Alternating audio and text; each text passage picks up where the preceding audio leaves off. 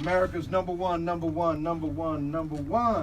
political hip-hop radio talk show. That's right, all politics are local, and we're back with a very, very, very special guest. She's not just an accomplished educator, not just an accomplished voice for educators, and not just a member of the People's Organization for Progress, and not just a voice on the Civilian Review Board for the People's Organization for Progress, and not just an accomplished she's one of my favorite people in this world. This is the great Annette Alston in the house. Wow. Give us some love. The great Annette Alston. Welcome, Annette Alston. In the house. Yes, I'm talking about the great Annette Alston. That's right. A quiet star that's been shining bright for quite some time, and we're very proud to have you, especially to be here. on the subject of your marvelous contribution to the body of history that we all need, and that is your contribution on Harriett Tubman. Harriett Tubman for Beginners. How have you been, my dear Queen? How have you been? I'm well. Right on. Before I jump, I got to say something about our legendary DJ Rhino. Yeah, he back to killing it again. Minute. Not only did he have all this hardcore, grimy funk by the Godfather, but he also had Malcolm ripping it from the message to the grassroots. And why is that important? Because June 28th is the 55th anniversary of the launching of the Organization of Afro-American Unity by Malcolm X.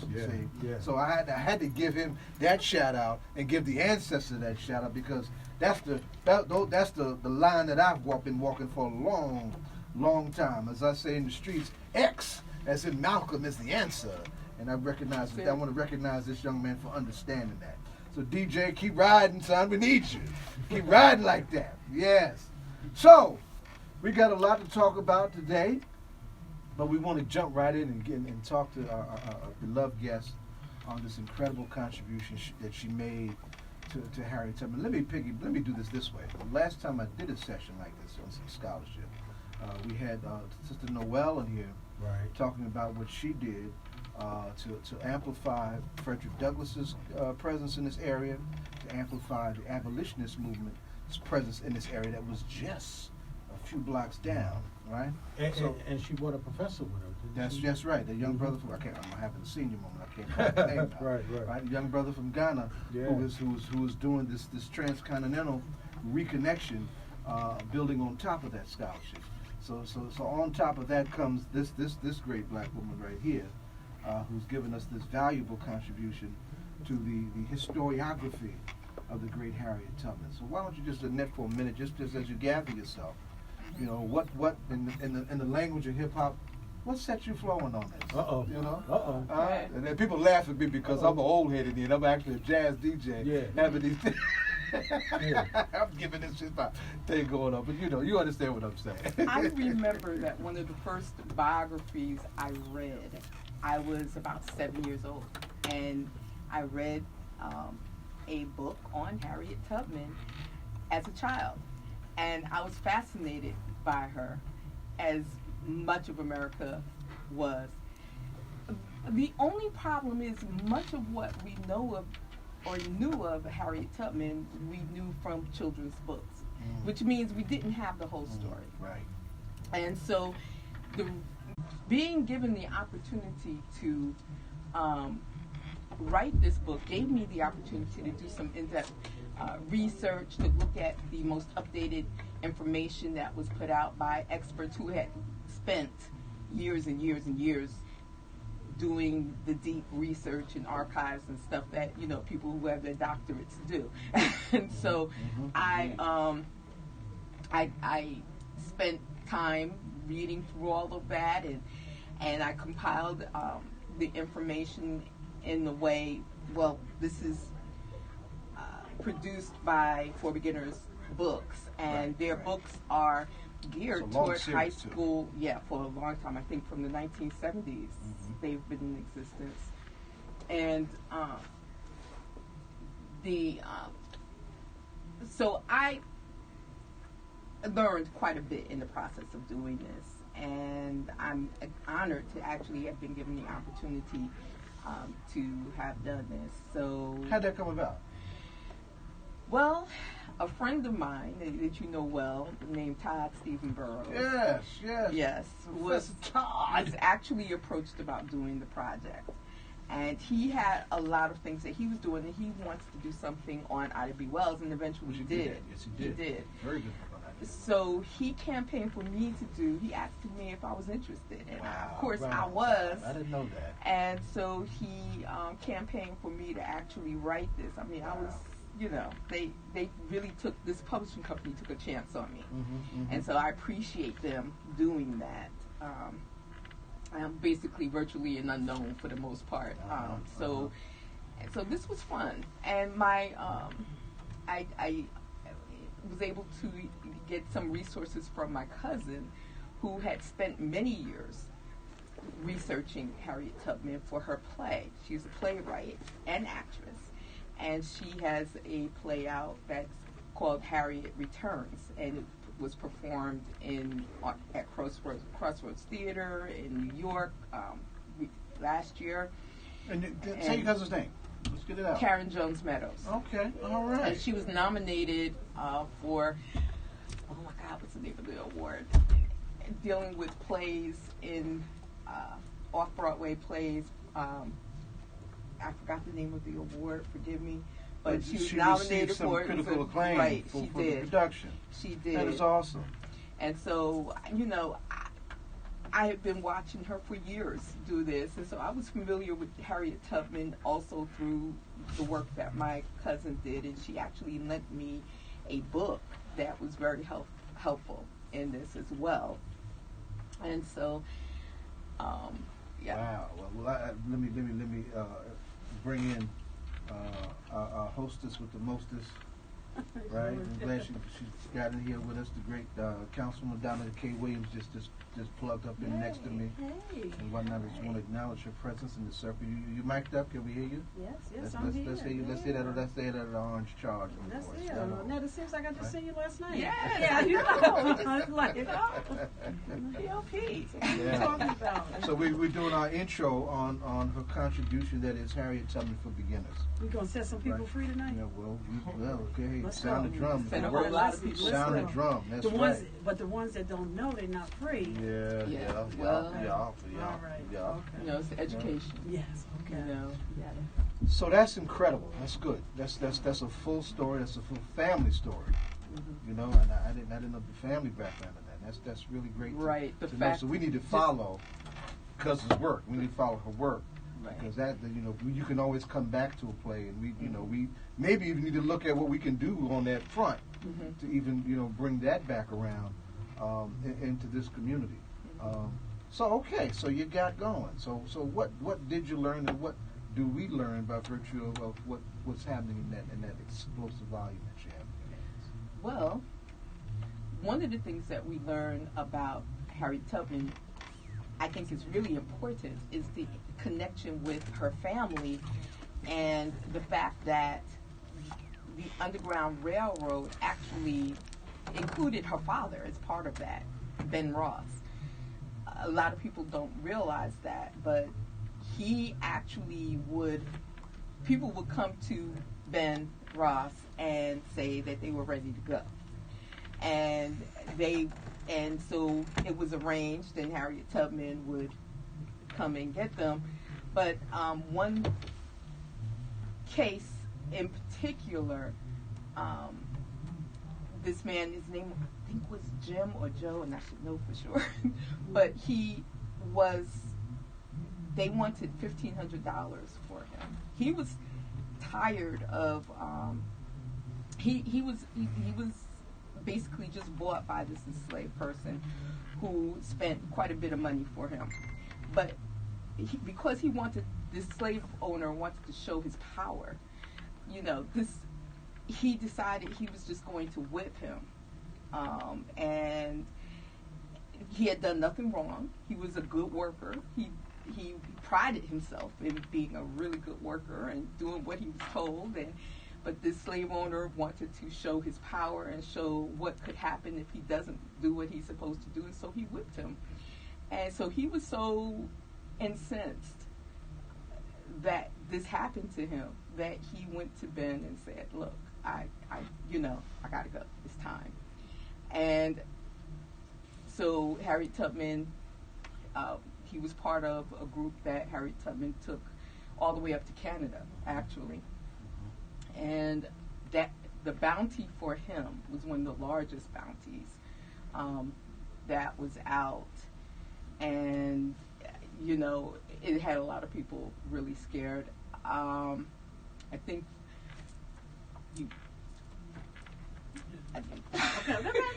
no, because sometimes I make reference to stuff, but I think the bounty was like for just him was like over $1,500, and it might have been a little more than that, but that was a huge amount for that's more like $150,000 right a day for an enslaved person, and so it had a lot of them really concerned.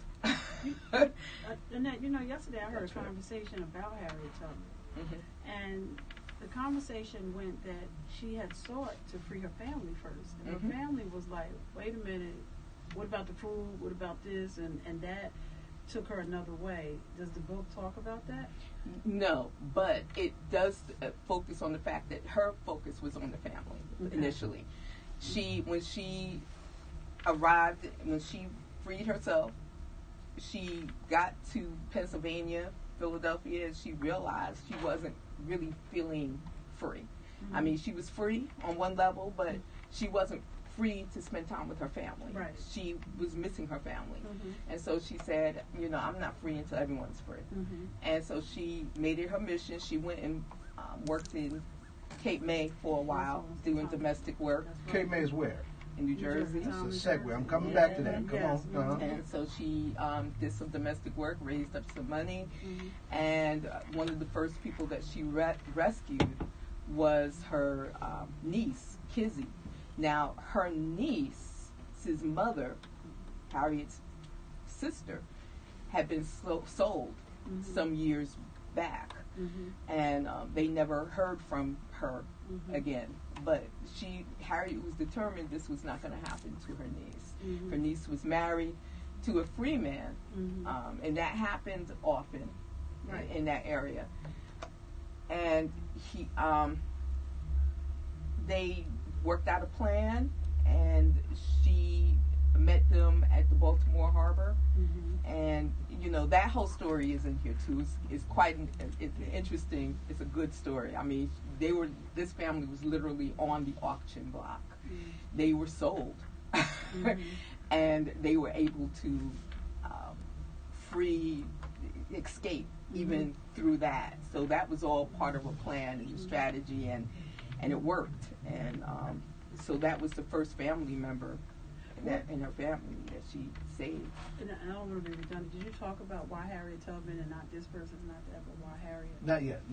You can ask your question. But, so why Harriet? Well, I think it's the timing also of this. Okay, as you know, Harriet Tubman is supposed to be on a $20 bill as of 2020, and the secretary treasurer, Lou. LEW under Obama had set the date and said, okay, this is going to happen. And there was a campaign to determine who would be on the $20 bill. Right. And they had determined, would be a woman. But this campaign, which was headed largely by someone named Susan Addis-Stone, who wrote the foreword to my book, the campaign came up with a number of different women, but Harriet Tubman won out. Now, some of the other women are going to be on the back of the $10 bill. That's how that was set up. But this was supposed to coincide in 2020 with the 19th Amendment, right. The centennial of the passing of the 19th Amendment, granting women the right to vote. So that'll be interesting. So they're saying that this administration is saying it's whatever, it's not going to be ready to go. But I would love to see. So was all of it ready to go? So the other women and all that, were they ready to go as well, or just Harriet? Well, that's kind of interesting because the current treasurer, Mnuchin, basically said that they wanted to redo the $10 bill and I think the $5 bill first before doing the $20 bill. And they cited some security reasons and da. It would be interesting to know if they're planning on following through with that plan, even with that $10 bill, in terms of putting women on the back of it. Marian Anderson is one of those women that slated to be on the back of it. And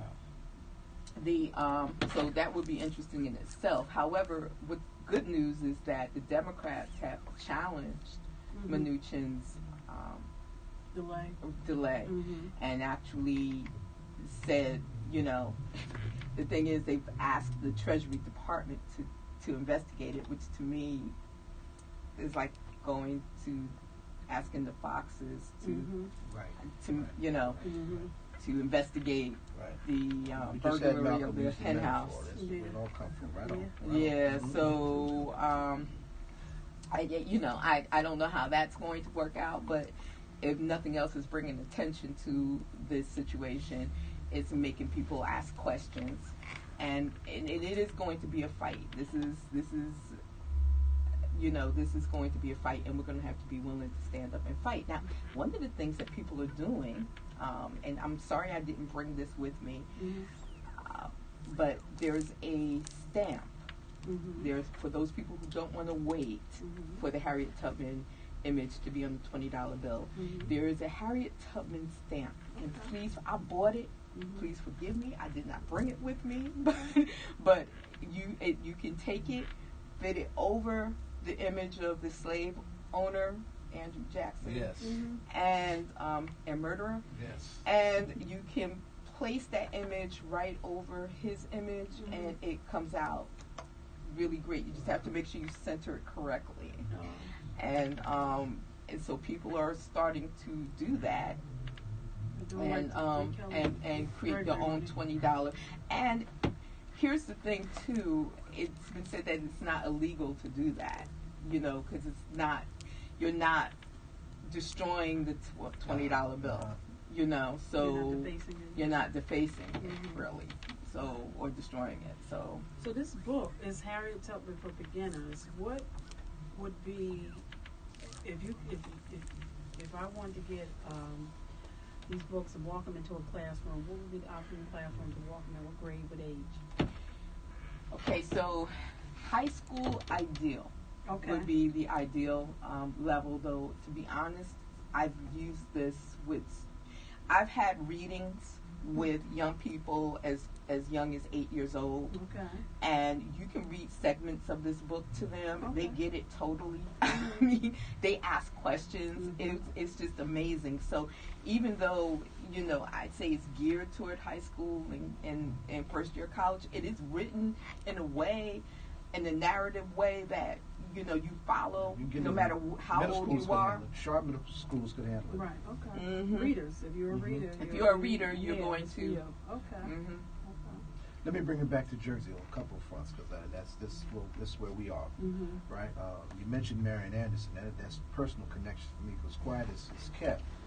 My grandmother actually used to accompany Marian Anderson. There was such thing as the Chitlin Circuit, even for classical singers, right? And so when Marian would come through Atlantic City, my grandmother, who was a classically trained pianist, used to accompany her. So that usually just knocked my brains out when you mentioned that she's being considered for that $10 bill activity, along with a number of others. Yes, but now Kate May, Harriet in New Jersey, right? There's been some recent attention, and he's still very much, in my judgment, very pivotal to the Underground Railroad in its Philadelphia connection, who's got Jersey roots, right? And it was very close to Harriet, of course, in a very leading way. Mr. Still, was from Burlington, right? He has an interesting story. Right. So why don't you enlighten us on the Jersey dimensions of the Underground Railroad, looking at both of those ancestors. Right. So William Still's mother was enslaved, and she escaped at a great price. And the price was she had to leave two of her children behind. Oh, so separating your children is nothing new. Oh, no, that's not. Oh, just, No, that didn't start with Trump. Oh, okay. He just made it look really, really bad because he's a mean old man. Okay. It is the American way, unfortunately. Yeah. We've so been dealing with this for a started long ago. time. That's right. So she was forced, to leave two of her children behind, and it kind of, and you could tell from the stories that it really haunted them for a long time. But then William Still, who was born free years later, he started documenting the enslaved people that were coming up from the South. And one person who came had a really familiar story to tell. He found out that the person he was speaking to was his brother.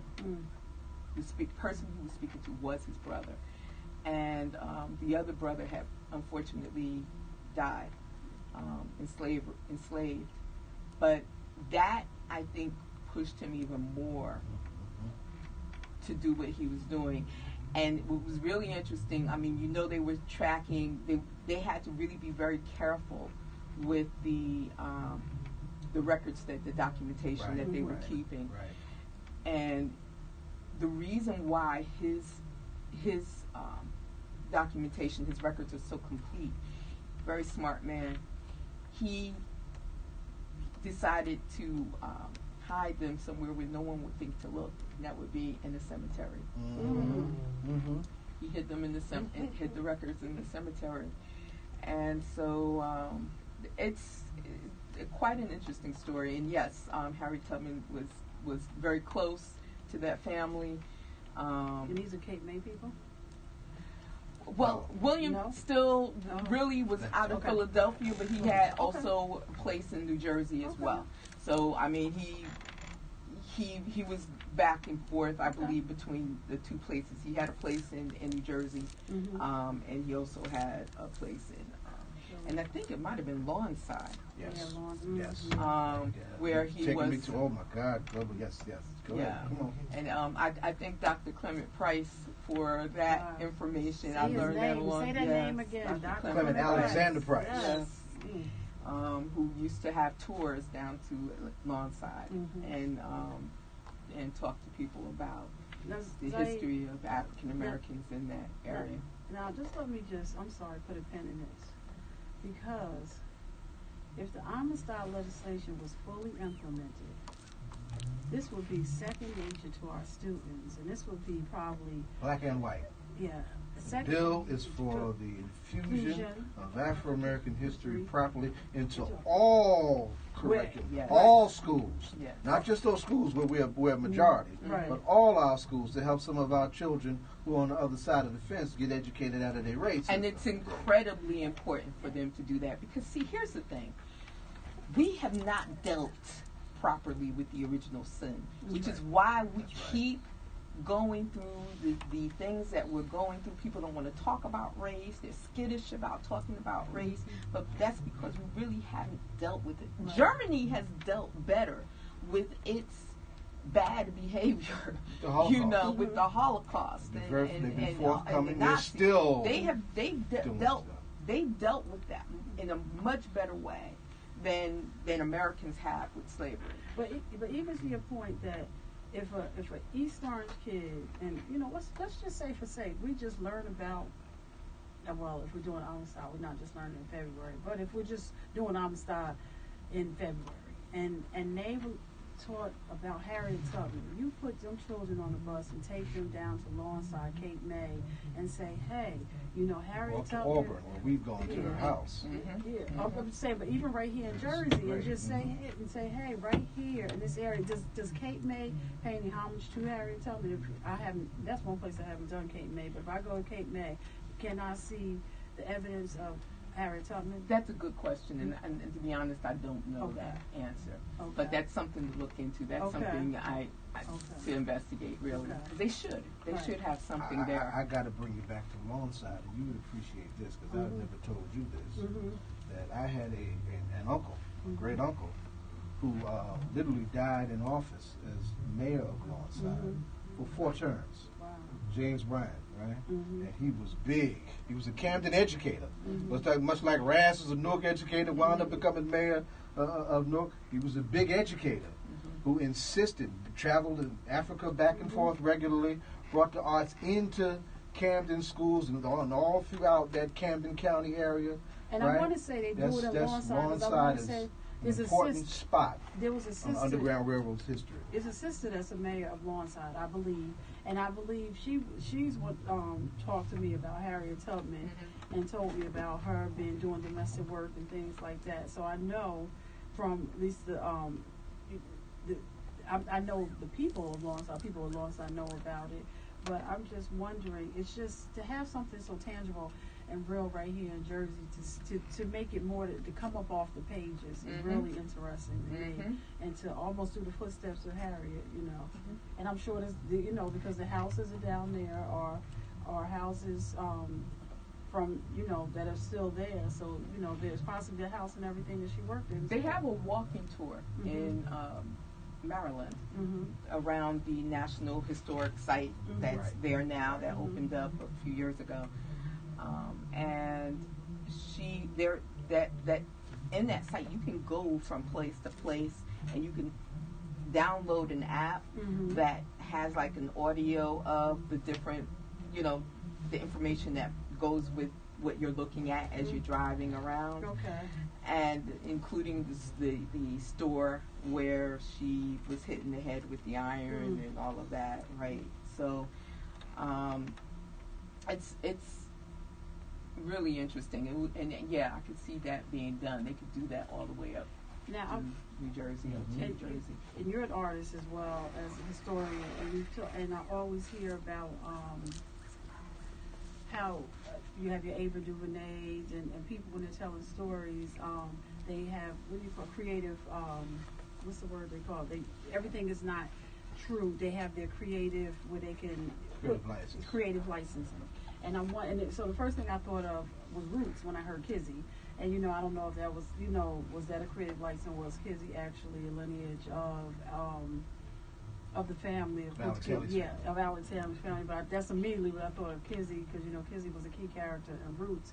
And then you just said, and then I just thought of also Color Purple, and one of the scenes when she got hit upside the head, and these little things that make you think about are stories that they're telling, and why do they do these little things in the stories that can actually, it bears some truth to what action and other, different things. So it's just really, interesting to hear these different things, and I know for me, because I love the art, so I think about where have I seen this from artistic, so, wow.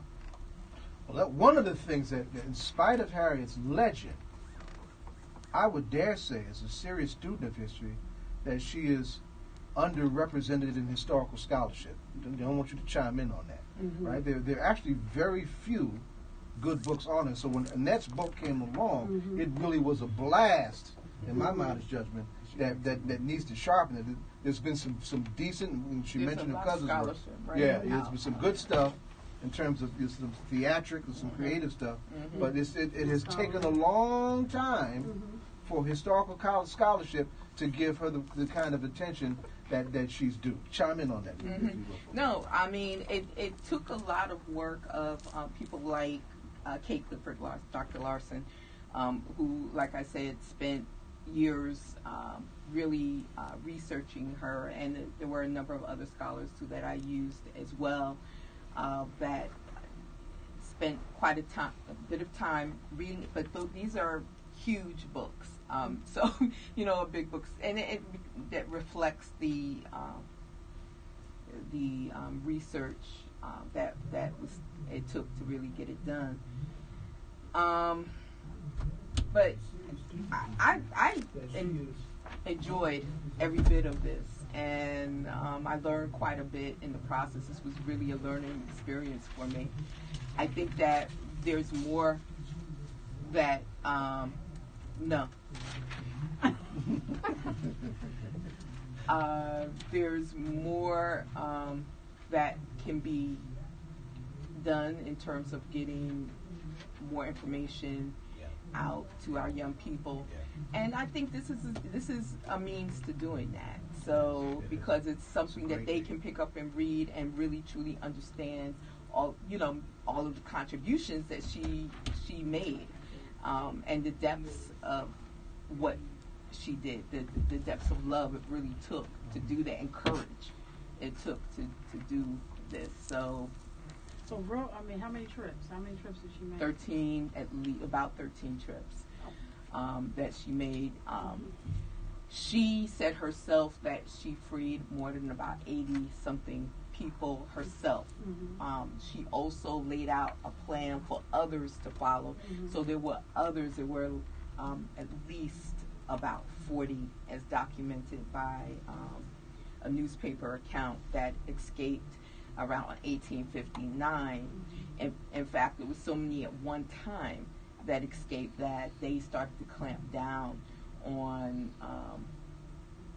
a lot of the places where they were hiding. Right. And and it made it much more difficult. It might have been 1858, but it made it much more difficult for Harriet Tubman to do. In fact, by 1860, she had pretty much stopped making those trips down there. And then again, that was about the time that the Civil War was beginning too. So we cannot talk about the Civil War and Harriet Tubman without talking about the legendary Combahee River mission. Combahee River In raid. the middle of that Civil War, when the tide started to turn, when those ex-slaves found themselves not just off those plantations, but trying to also come into the so-called Union military forces. Interesting things were happening. What happened in June? Where's the June river? 2nd. June 2nd, where's the river? 1863, and Combahee. Tell us about the Combahee River tell you mission, about that. Madam Scholar. So, Harriet Tubman, a lot of people know that Harriet Tubman was a cook, a nurse, a spy. But what they don't realize is that she wasn't just a spy. She headed a spy unit of about 9 people. She,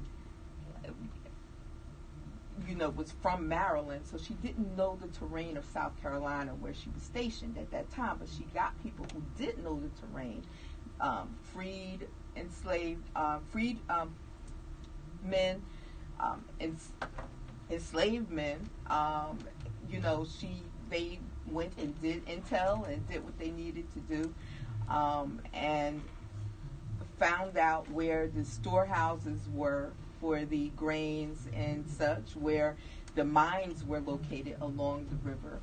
And so they were able to pilot around them and basically those mines. And I'm jumping the gun, so I'm going to back up a little bit. She used the intel. Once she received the intel and came up with a plan, she went to Colonel Montgomery and she said, "Colonel Montgomery, I have a plan." And he was all ears and he was ready to go. Now, the thing about Montgomery, a lot of people don't know, is that Colonel Montgomery used to be with John Brown. He was He was part of the Bloody Kansas situation. So he was friends with John Brown. So that was the link that Montgomery had with Harriet Tubman too. They were friends. So he was like right on it. And so she came up with the plan. He said, "Let's go." And she was right there with him as they were on that ship heading up the Combahee River raid, freeing, having gone through, destroyed the stocks, taken all that they could get, and destroyed, the rest, bypassed mines, and basically freeing, as they went up the Combahee River, more than 700 enslaved people, because they knew as those boats were coming up the river that was their freedom.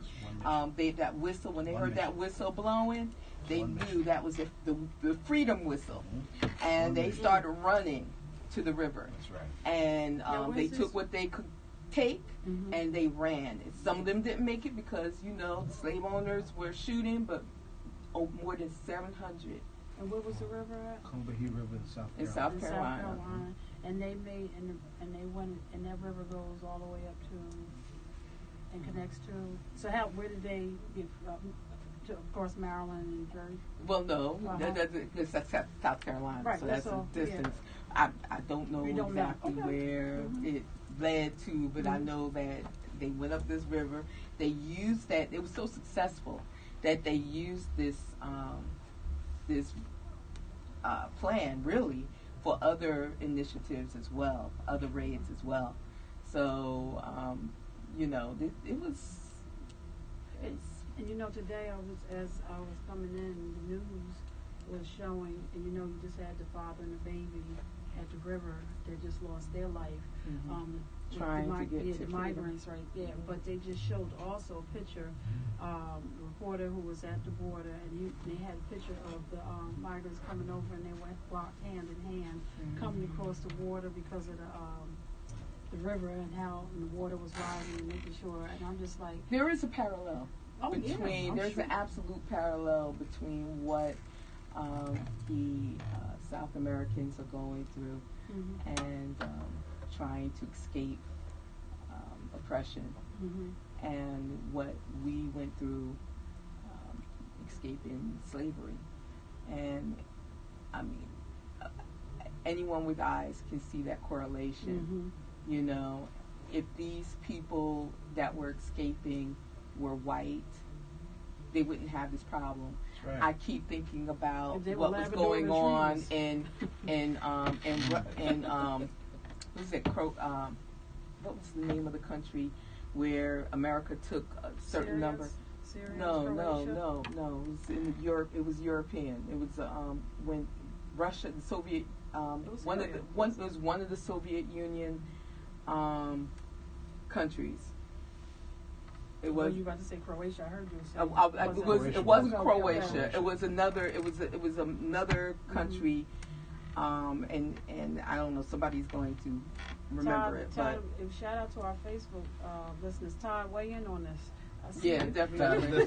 Yes, Right Todd. on, is Todd. listening. Todd, tell us the name of that country, Country. because they were. I think it was a Muslim country, but they were. It was.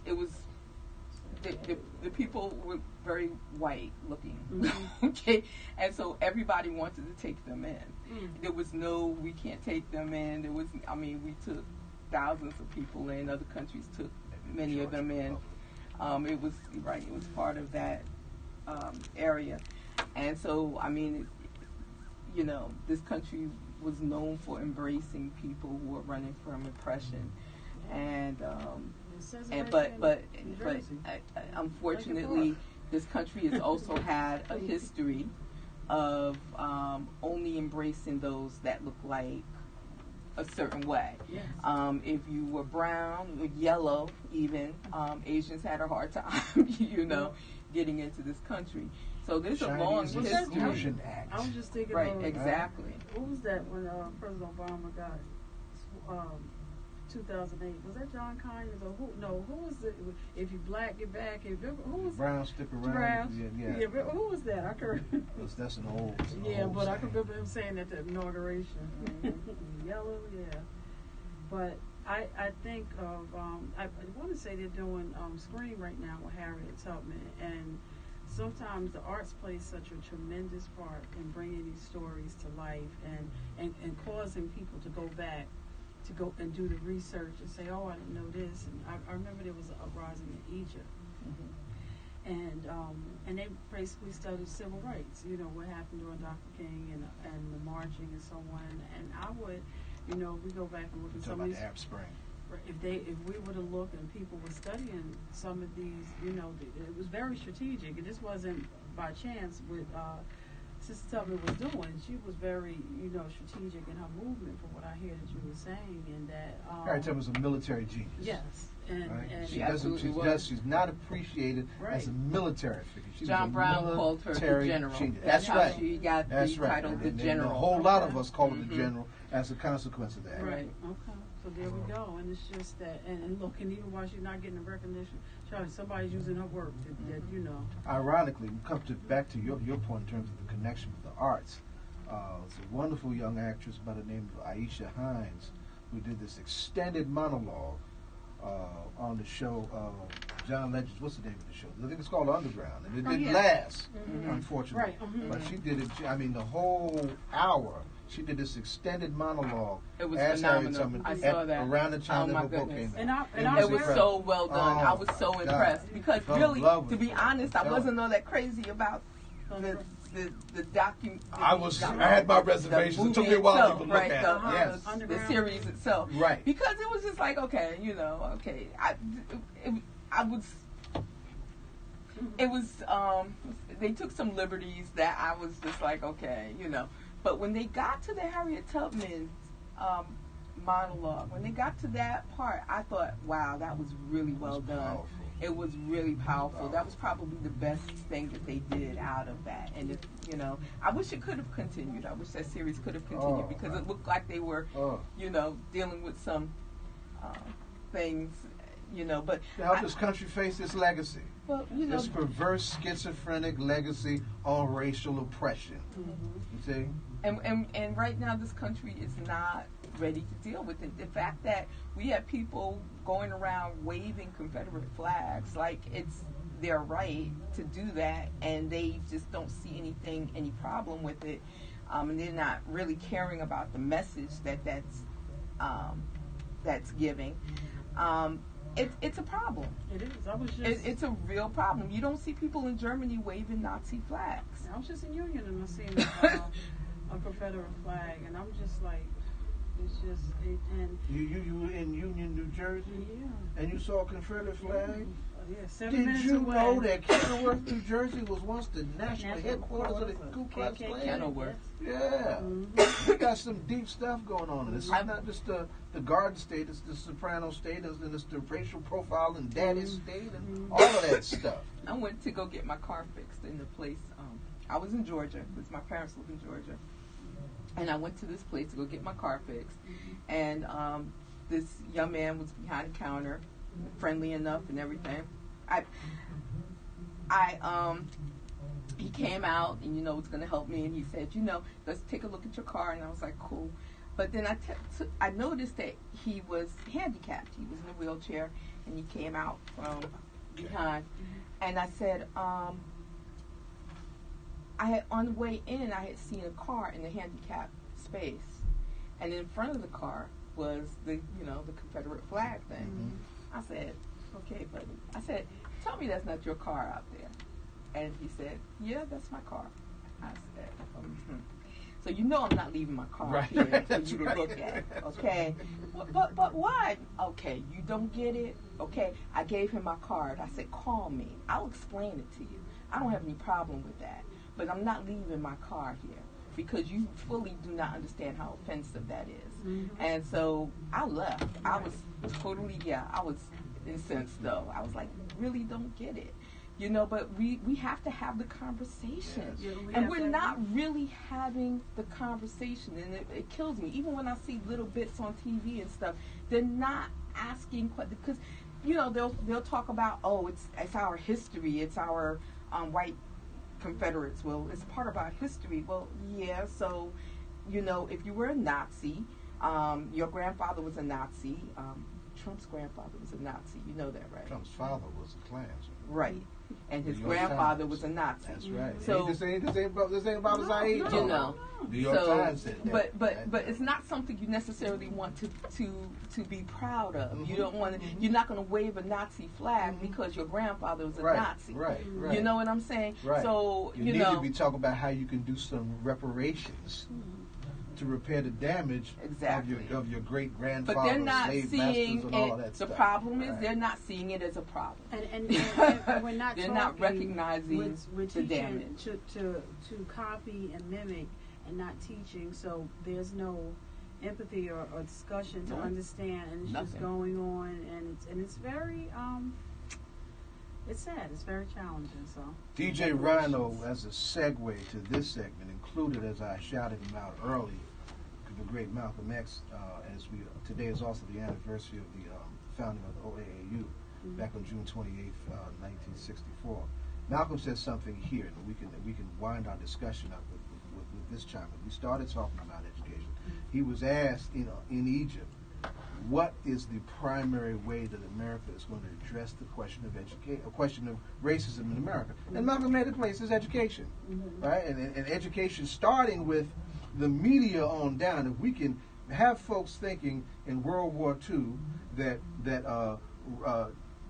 Germany and Hitler and all of them were the bad guys, and the Soviets and the Chinese were the good guys, and do that in World War II, and then flip the script when the war is over, and make them the bad guys and whatnot, and have everybody to agree with that.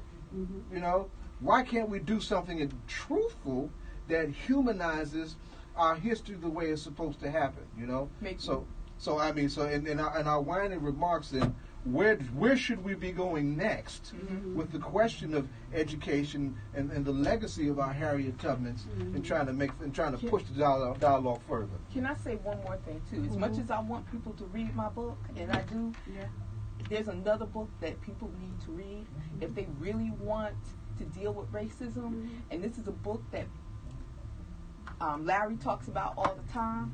Where do we go from here? Chaos of Community. He breaks it down. You can pull out quotes from that book, and it's relevant to exactly what's going on today.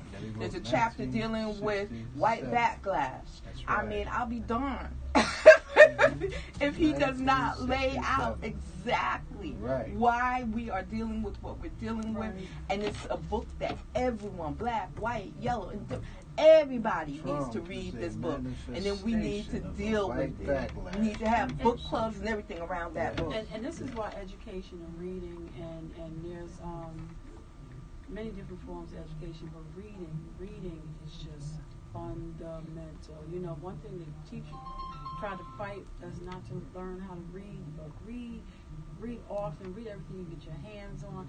One of the things, my mother's a social worker, and I remember my mom coming out of King College, and then she's getting to her retirement, and she said, I can't believe the very thing I studied, where we were going as a community in terms of welfare and everything, we are here today.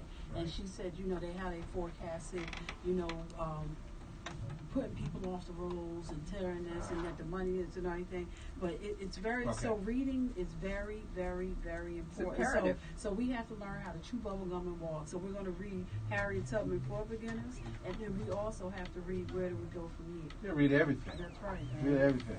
And then as we go out, how can we get it? If somebody wants to get Harriett Tubman for beginners, where can they get it? Well, they can go to Amazon.com. They can go to for beginners, I think there's a for beginners website. They can go to AnnetteAlston.com. Right on. And they can go to my website. And actually, on my website, I'm updating. I have a segment that updates all the most the news that's dealing with Harriett Tubman, the $20 bill, what's going on with that, so people can go to my website and just see, you know. And your website is AnnetteAlston.com. We'll put it up. We'll share that on our you know, on our Facebook page and whatnot. And you know, as folks are looking at this, you know, we've expanded to YouTube. You know, All Politics is digging some more steps, right? So let's as we wind up, let's give Annette that round of applause, that shout out. Well, Annette give can't her that go love. until she answered that question. That's right. All politics are local. Everybody get the question. Give her the question, Madam Councilwoman. What is your favorite hip hop artist?